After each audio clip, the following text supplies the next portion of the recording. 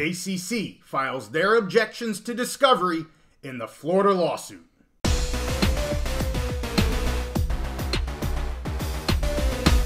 The ACC lawsuits are always in the news, so we're back on the big mountain to break it down for you. How you doing? I am JY. This is my good friend Steve. We welcome you to the big mountain. Steve, we have two updates for our viewers to do here with regarding the FSU and ACC lawsuits. First, as we did an episode on Monday of this week, FSU served a list of 41 items for discovery to the ACC. This was in the lawsuit in Florida, Leon County, Florida.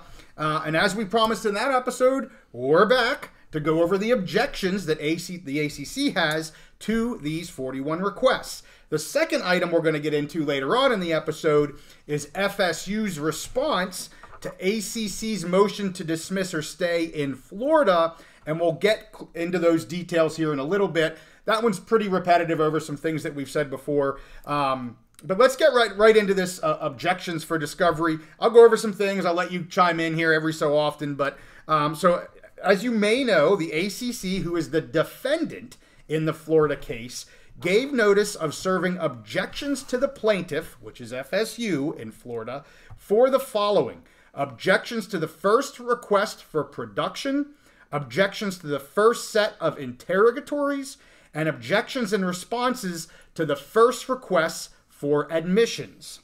Our focus here for this episode is going to be on the objections and to the request of production. I'm sorry, objections to the request of production. They begin this filing with reminding the court that the Florida court lacks jurisdiction over the ACC, and also venue is improper. I think they're going to say that in every time they file, the ACC files in Florida anyway.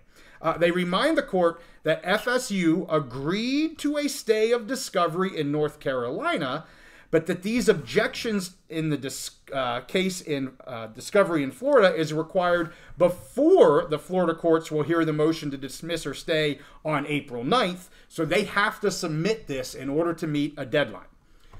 Overall, they have general objections, so they had a certain amount of time that they had to put these forth. I'm going to lay out the general objections, and then we'll get into more of the specifics, but a lot of the specific objections are just going item by item and relisting a lot of these general objections. So let's get into these general ones first. They object to these requests on the grounds that they are premature based on the motion to dismiss or stay. They also object to providing any information that is confidential, is subject to confidentiality agreements, or which constitutes a trade secret without the entry of an appropriate protective order that protects such information. They also object to information that is protected by attorney-client privilege. They also object on the grounds that the requests are overly broad, unduly burdensome, and oppressive. They continue to object that due to several requests that do not contain a time or date limitation. They also object to any request seeking information about John Swafford, his family members, Raycom, and the alleged conflict of interest on the ground that these requests are not relevant to any claim or defense in this specific litigation. Moreover, FSU had contemporaneous knowledge of the facts sought and any alleged breach or conflict of interest which is barred by the statute of limitations.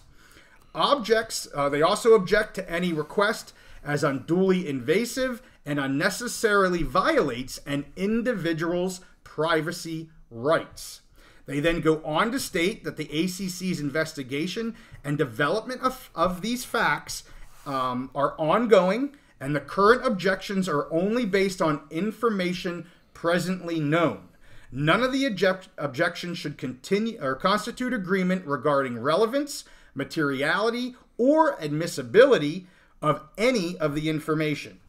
The objections made do not waive the ACC position that this discovery is premature. The ACC objects to the plaintiff's definition of the ACC or defendant as including all directors, officers, members, agents, or representatives, as that is overboard.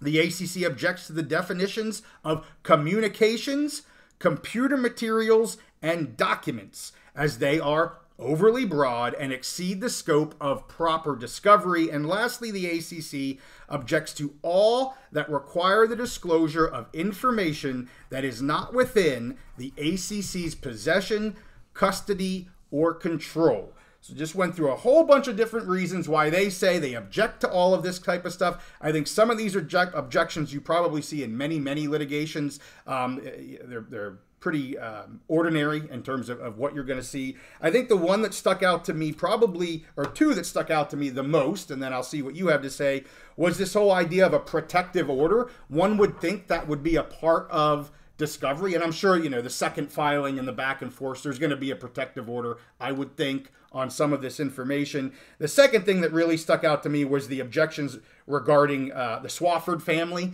and what they say there in terms of the conflict of interest and everything like that, and it just completely invasive and unnecessarily violating an individual's privacy rights. So those were the two that stuck out to me the most. What are your thoughts, Steve?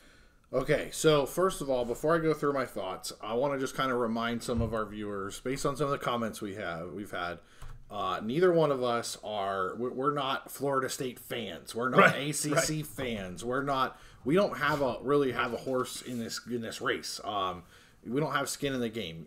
JY is the Mountain West guy. I'm the Big Ten guy. The reason we decided to start talking about this is because, you know, with Florida State potentially leaving the ACC, the Big Ten is one of their possible landing spots, so we just wanted to kind of discuss this, but we don't really have rooting interest. So if you're watching this hoping that we, you know, validate your points of view, if you're a Florida State fan, that's not what we're here to do.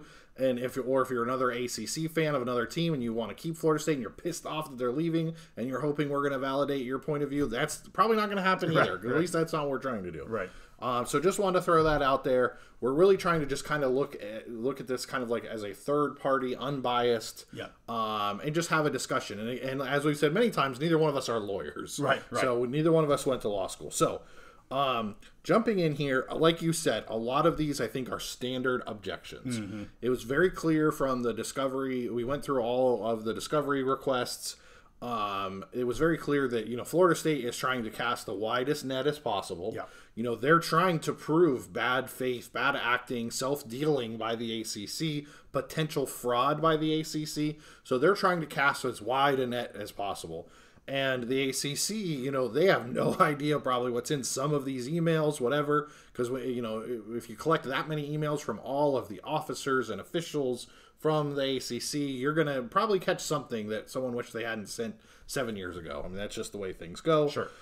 So they're trying to, these are a lot of standard objections saying, no, they don't need this. No, it's overly broad.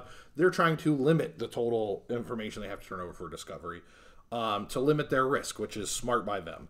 The relevancy, especially in the Swofford area, that's you know, we're always, as we do these videos about different schools and things around the country, we get corrected on our pronunciation. Right. So from what I understand, it's Swofford. Yes, Swofford. Yes. Now that I actually spelled it with an A because that's how I would say it, with an A. So anyway. So now that we've got that straight, we can solve like freedom and democracy and world hunger and all that stuff around the world. So the Swofford family, as far as them questioning the relevancy, I don't think that argument is going to fly because of what Florida State is alleging and trying to prove here is, and that, you know, the Swofford family was self-dealing.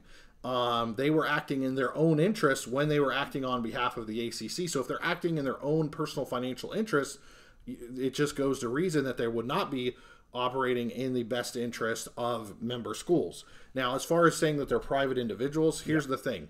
When you are an officer of an organization, you're no longer a private individual. And when you decide to hire your children, or bring your wife or your family, your daughter-in-law, whatever, you bring your family into communications of business matters with a company that you work for, or an organization you work for, you're basically, at that point, you are giving up your privacy as a personal individual citizen. So I don't know that the relevancy argument is going to fly. I think that there was something in there saying about how Florida State, they knew about they knew about this at the time.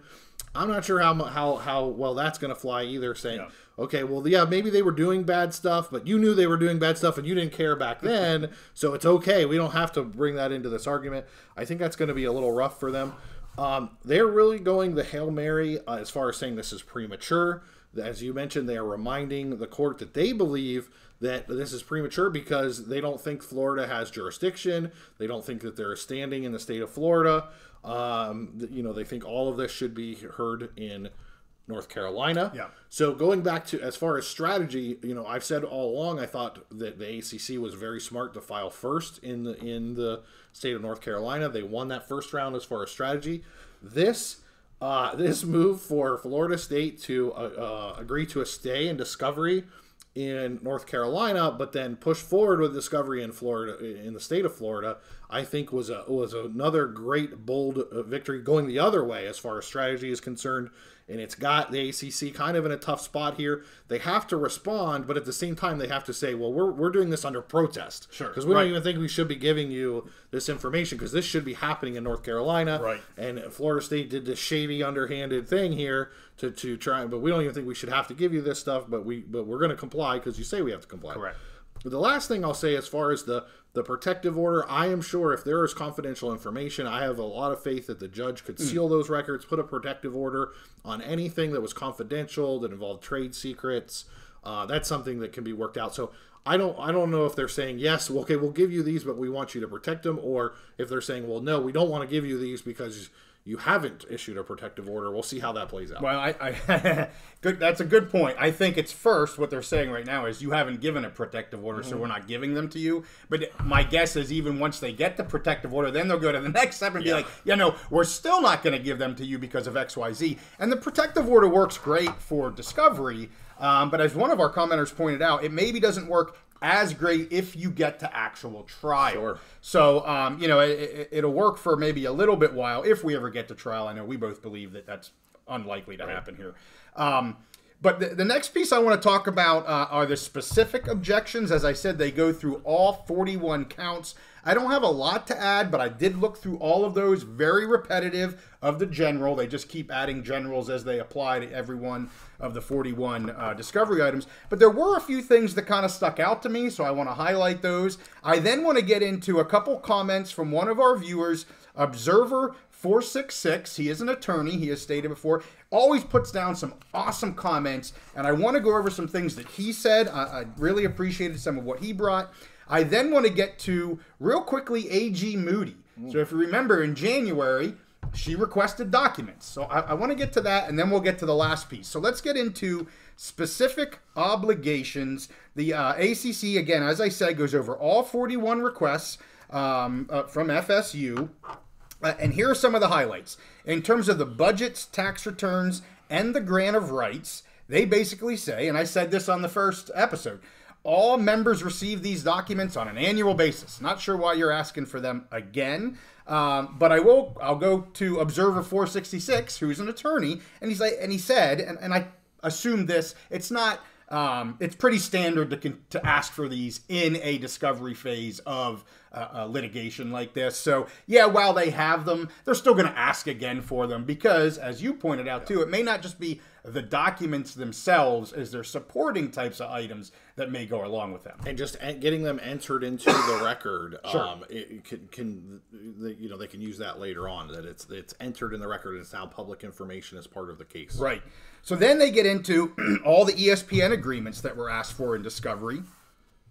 And while this objection was brought up in many of the specific objections, not just this one, I did find it best to kind of read this one verbatim, so I apologize, but I did find this one to be interesting. So they state, to the extent that FSU alleges contractual breaches and breach of fiduciary duty barred by the statute of limitations, a request directed to communications and documents beyond the statute of limitations seeks information that is irrelevant, inadmissible, and not reasonably calculated to lead to the discovery of admissible evidence. So I found that interesting. I don't know, again, not being a lawyer, I don't know if that holds any water, but it's interesting that they're basically just saying that some of these documents are so old that they're not admissible, they're irrelevant. I don't know how they're irrelevant if they're still using these documents right now, but that's part of the objections that they're talking about.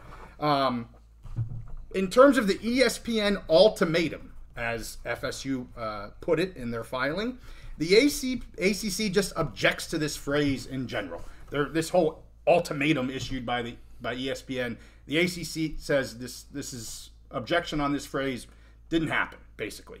The decision to extend the ESPN 9-year option, they add an objection to this definition of the so-called unilateral ESPN 9-year option. Again, they don't like that phrase. They're objecting to that terminology. The last one here is the Raycom and ESPN partnership. They state any such partnership commenced perhaps as early as 2010, nearly 14 years ago, and this alleged partnership was between two non-parties. So they're going to say, A, this is a 14-year-old, again, going back to statute of limitations, 14-year-old partnership, and Raycom and ESPN are two non-parties. So those are specific objections just to those two pieces. So anything with that, Steve, before I get into our good viewer here, Observer 466? Just throw out again regarding statute of limitations.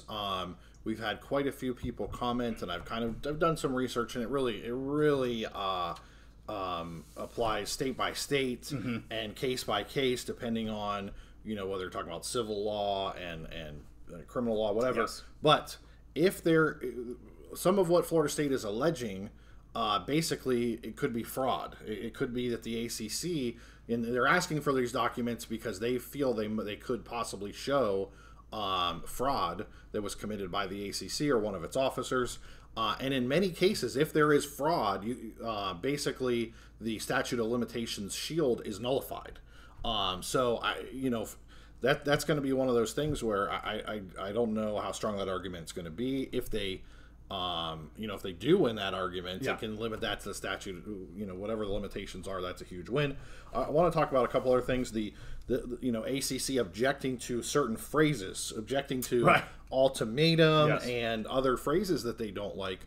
Well, again, I think that just strengthens Florida State saying, well, that's why we want these communications, because to us, the way it was communicated to us, this was a certain way, and now you're saying, well, it wasn't a certain way, so let's get the contemporaneous communications to show how it was talked about between all the different parties. Yeah, that's a great point. I also looked up, I'm glad you bring up the statute of limitations regarding fraud, and I looked specifically at North Carolina and Florida, and what I was able to find, and again, you hit the nail on the head there between civil and criminal. From what I found was civil types of cases, there is a statute of limitations for fraud. There is not for criminal, felonies and things like that. So I think that it could apply, but it may not apply. And again, I think it just depends on the state. Although they seem similar. I know that the years were different. One was 3, one was 4, and I'm forgetting which was which in terms of what the statute of limitations are. But again, civil versus criminal, and we'll see how all that ends up going down. So let's get to a few comments, like I said, made by our viewer, Observer 466. He brought up a few items after our last episode on the Discovery that I enjoyed, and I want to say thank you to all of our commenters. Really appreciate them, love reading them. We try to reply to most. We don't get to all of them, but we definitely read all of them, so we thank you guys for doing that. So there's just a few things here, like I said, that I want to talk about. I said I think he has a legal background, is an attorney. So the one item here, he stated that the ACC can argue privilege, or while they can argue privilege, they can be forced to comply with providing these documents.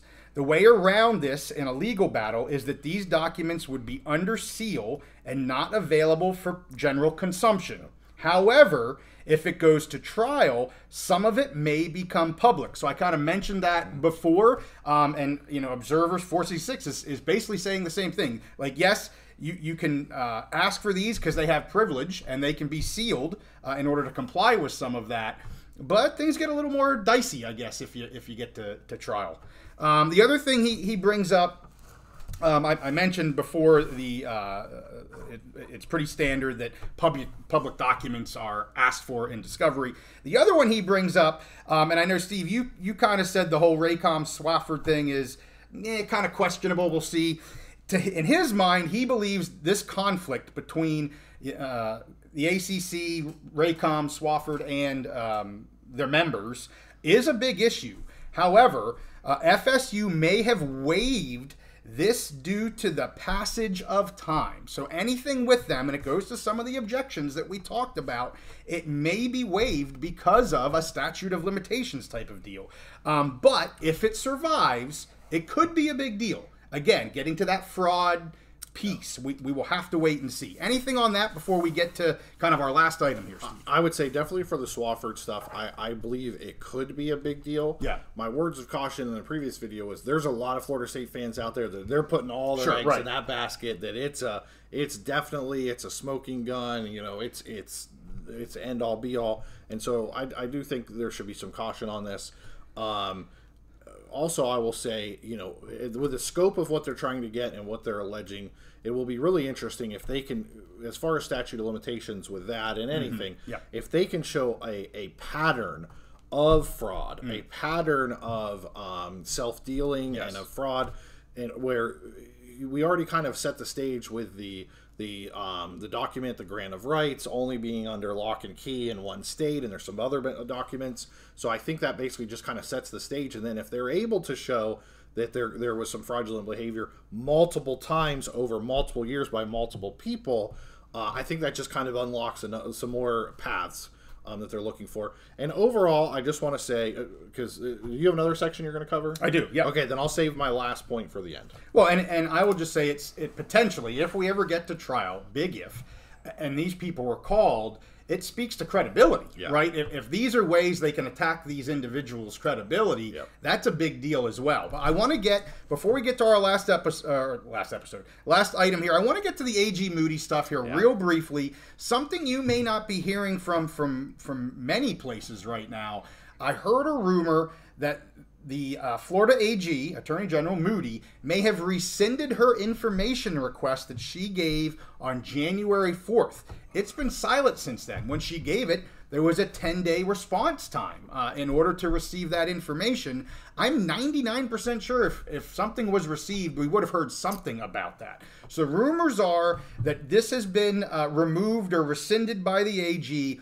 I'm doing some research to try and confirm that. If anybody has real reporting on that, please let me know. I could not find anything. Again, it's a rumor right now. It seems to make sense as a rumor, and I'm trying to dig into it. Once we get an answer, if we get an answer, you will be the first to know. So now we're going to get into the second item, Steve. This is much, much shorter, but this was FSU's reply on March 12th to the ACC's request to dismiss or stay. Much of what's in this filing is just repetitive from a lot of their other filings. So I'm just going to pull out a few items that I took as notes, high-level stuff on this 20-page filing. FSU states that the motion that the ACC brought in no way sets forth Florida's standard to decide motions to dismiss. They then go into 4 different arguments. The first is that the ACC meets the minimum contracts test and venue is proper. Basically, they argue here that 2 Florida universities, FSU and Miami, and I think this is the first time I remember seeing Miami in any of these filings, so they're brought into this here, have entered into contracts, thus have done business with the ACC, and because of that, the venue in Florida is proper. They also argue that the ACC launched a joint venture in Florida with FSU and Miami for their media rights.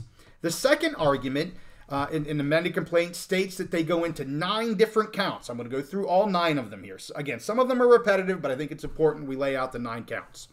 The first one, the ACC admits that its grant of rights restrain trade.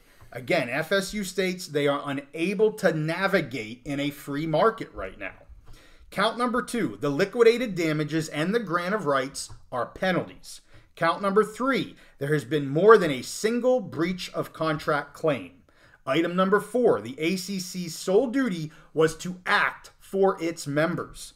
Item number 5, there was a complete failure of purpose for the enterprise. This one gets into a lot of the self-dealing type of stuff with the Raycom, Swofford, all that stuff. Item number 6, count number 6. the grant of rights is unenforceable. Item number 7, the penalties are unconscionable. Item number 8, the amended complaint relies only on past ACC acts. And item number 9, the ACC's unpleaded affirmative defenses are misguided. They then get into a third argument, the Ultra Vires North Carolina action. This argument basically is stating that the North Carolina action is null and void, as ACC did not have standing to take this action in the first place because they didn't get member approval. And then finally, the fourth argument, Comedy affords the ACC's anticipatory filings no deference. Again, saying they were shopping for them. The NC lawsuit has no clear intent. They just wanted to get it in before FSU could get theirs in. So, kind of throw that into the back here. It was a separate filing on March 12th. It wasn't enough for us to do a separate episode, so I throw that in here. Anything you have on that last item, Steve? Not really on the last item, but just a general thoughts on the filing overall as part of a larger case. Okay. To me, we've been clear this whole time. We think this ends in some kind of a settlement. It seems very clear at this point. Florida State is going to be out of the ACC. It's a matter of exactly when on the timing, and I've talked about when I think the timing will be, and then it's a matter of how much money are they going to have to pay. Sure. I think it's very, very unlikely that this goes to trial, and at this point, it's a pressure game. Mm-hmm. It's how much pressure can we put on the other side to get them to move off of their position and closer to our position? Right. And here's the thing. There's a lot of people, when I say this, that we keep saying we think it goes to a settlement, and there'll be people that say, well, neither side looks like they're anywhere close to a settlement anytime soon. Well, that's how this works. You show your strongest face. You make your strongest moves, your strongest case. You keep doing it until it gets to the point where it's not worth it anymore. The pressure builds too much. You have too much risk that you're going to come to a settlement. And that can be, sometimes that's both sides at the same time. And other times that can be if one side that they have a couple losses that mount, or they're put in a position where they have too much pressure on them. They have too much risk, too much liability, and it's easier and better for them to just settle. So to me, that's what this is. A lot of people want to focus on specific areas of the case, and I totally get it. They're interesting, and we're going to talk about them. But overall, you have to remember, this is a pressure game. This is move, counter move. How can we put ourselves at a little bit better advantage, a little bit better position than the other side? And I think we're going to see really soon here with some of these hearings, we're going to see some of those moves that they've been making. We're going to see the outcome of those moves real soon. Yep. And we could get real fast to a settlement depending on how those go. So that's just kind of my overall thought on where we are. And the first two, we've said it, I don't know how many times, but venue and jurisdiction, we're going to hear from North Carolina very soon. And that could be enough, potentially, to move this ball very close to a settlement. I know I said last time it looked like the ACC was really digging in. They're not giving any sort of, at least public, appearance that they're weak in any way. Yeah. Of course they're not going to, right? But yeah, we'll see what happens. And as everybody I think knows right now, Steve, guess what?